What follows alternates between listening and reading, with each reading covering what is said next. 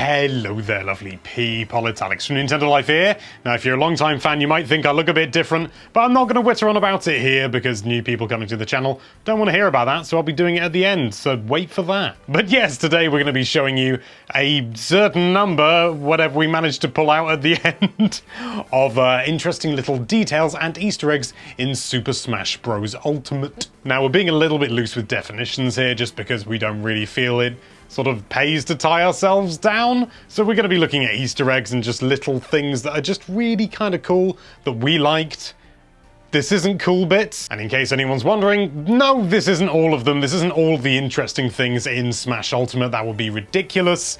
This is just what we managed to find and throw together in a day. But anyway, that's more than enough waffling. Let's dive right into things. I think we need to start with something a little bit adorable, and so, as you can see here, when Snake throws a grenade of his own, and indeed it may well happen with one that isn't his own, but is still from another Snake, he'll react to the sound of the explosion and sort of not cower, but at least cover his ears just because it's a loud noise, which is something that he doesn't do for other explosions, and it's just an interesting little thing. It can be cancelled at any time, thankfully, so don't think you got to sit through that animation, or that it's a way that you can, you know, punish a Snake player. Won't work. In the Palutainer's Guidance for Ridley, Palutainer's Guidance, by the way, is a thing where you press Pit's down taunt for 1 frame whilst on Palutainer's Temple with only 1 enemy present.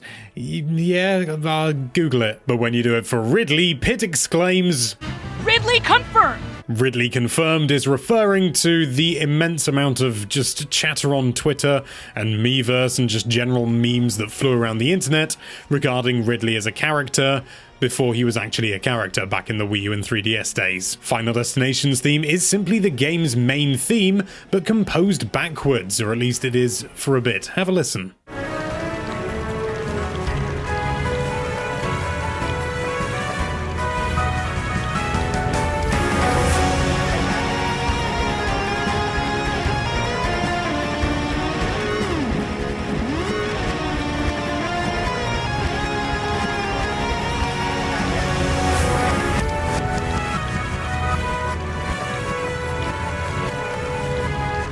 Fire Pokemon, mainly Incineroar and Charizard, will take damage when swimming in water. Makes sense. But the best part is, so does Sonic, because, you know, he can't swim, that old thing.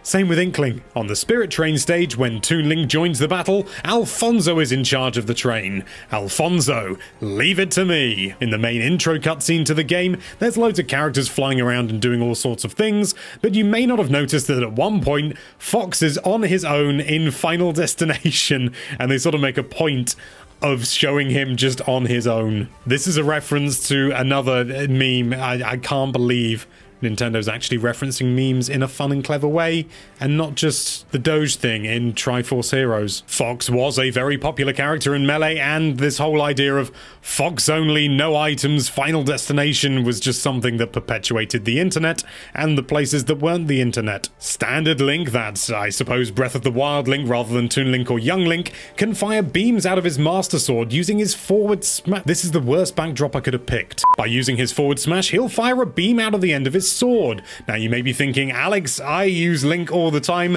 and I've never seen this. Well, that's probably because you haven't been using smash attacks when you're at 0%, because much like the Zelda games, Link has to be at 100% health, which I suppose in this game is 0% damage. When Mario uses his up B, most of the time you'll just see the good old standard gold coins that have been a staple in the Mario series for, well, most of the time. But every so often, and I don't know if there's any rhyme or reason to this, but suddenly purple coins will appear with the appropriate sound. In Pokemon Stadium 2, when the ice form of the stage appears, you can see a picture of a cat inside the house where the snow runt is. People have speculated that this is Sakurai's cat, but I've also in my research discovered that some people have actually delved into it and discovered that the cat wasn't old enough to have a photo taken of it. It wasn't alive. Basically, people on the internet have too much time on their hands. This was in loads of previous games as well, but it's nice to see that it returns. Similarly returning, when you're on the stage Corneria and playing as Fox or Falco,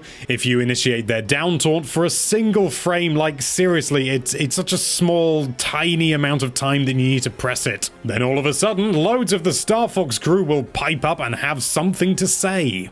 Press up, X, or Y to jump. What? You're just now explaining the controls? In the same vein as that, if you use Snake's down taunt on Shadow Moses Island for just a single frame, and with only one other character appearing there, maybe, I don't know, I didn't test, then you will get to experience the Codex. Now, these were actually in Brawl as well, and that's where they first appeared, and everyone loved them because there's one for each character. But unfortunately, there aren't any new ones for any characters beyond Brawl. About that hedgehog rubs me the wrong way.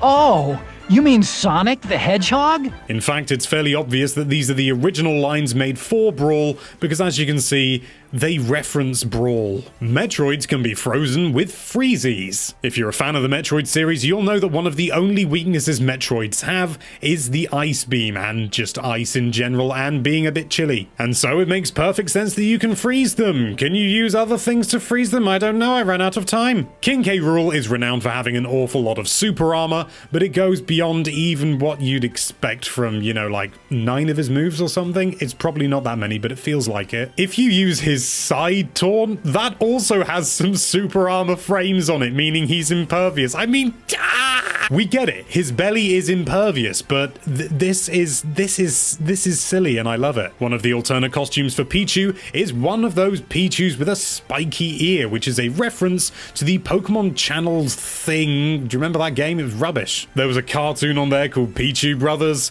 and one of the Pichus had a spiky ear, probably just so you could differentiate between them. Otherwise, they just look like two Pichus. So that's a thing. You can choose your starting Pokemon with Pokemon Trainer by simply pressing Y to cycle through, or pressing A over them with your cursor. That's it. Dungeon Man appears in Magicant. Now you might be thinking, well, yes, Alex, I know what you're referring to, but that's not actually Dungeon Man, and I know, you have to take the camera inside, and there he is! When you use Ridley's final smash, Samus's ship can actually be seen afterwards crashing in the background and then sort of going off before it actually has to have a crashing animation. This was a terrible choice of stage. That's better, you can actually see it flying off the edge there, and as I said previously, not actually crashing, but you just have to use your imagination. And finally, one of Simon Belmont's victory animations is jumping like this. This is a reference to the Castlevania games where once you grabbed a particular orb, you could for some reason jump up and down and whip just like you see here, and it's so bizarre that they're referencing this, and I love it to pieces. I had to kill 2 whole Ikes for this, so appreciate it.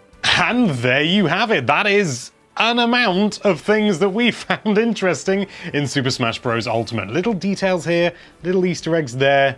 It's lovely. But I guarantee you there are plenty more out there. So if you found some yourself that aren't included in this list, or maybe if they are, if you just like to talk about them, then let us know what they are in the comments down below. Thank you so much for watching. If you like this video, then why don't you find your favorite little detail on that subscribe button and click it. And be sure to check out NintendoLife.com for all sorts of lovely Nintendo related content.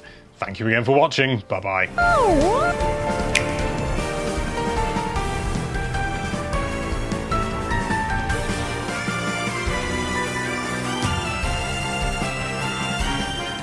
Well, if you're still here, I'm going to assume you're here because you're like, Alex, what's going on? Is that a new camera? The answer is yes, it is. And you might be wondering, Alex, why are you now so sort of swooshy? It's sort of swooshing around and it's not as crisp as before if you watched in 60 frames before. Well, that's because we are filming in 4K!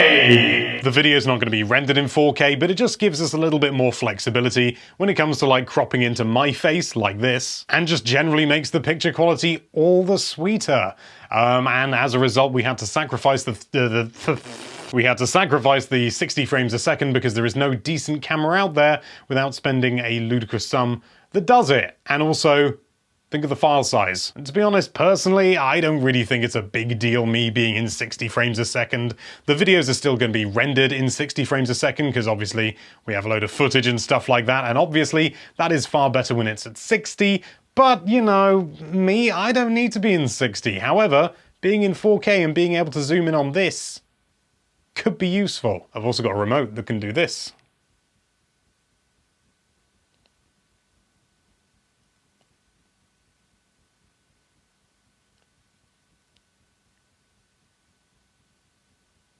I won't go any further because that's scary enough. But yeah, if you were for some reason thinking, Alex, you look immensely sharp today and something looks a bit different, that's your answer. It's also why I'm in 30 frames. Thought about doing a video about it being like, hey, look guys, we upgraded, but that felt like too much self-congratulation. And that's a bad. Although on that topic, I'm using a brand new computer as well. Yeah, from 2009. Bye.